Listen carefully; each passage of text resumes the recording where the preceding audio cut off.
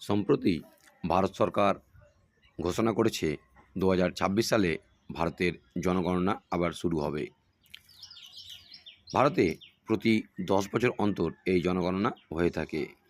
ভারতে প্রথম জনগণনা শুরু হয় 1872 সালে।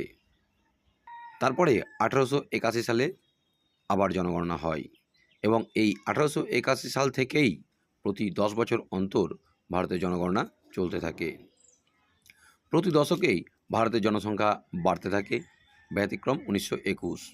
এই সময় জনসংখ্যা 1911 সালের তুলনায় কমে যায়। তার প্রধান কারণ হচ্ছে প্রথম বিশ্বযুদ্ধ, মহামারী, দুর্ভিক্ষ। বর্তমানে ভারতের জনসংখ্যা 145 কোটি। বিশ্বের সবথেকে জনবহুল দেশ ভারত। শেষ জনগণনা 2011 সালে হয়েছিল।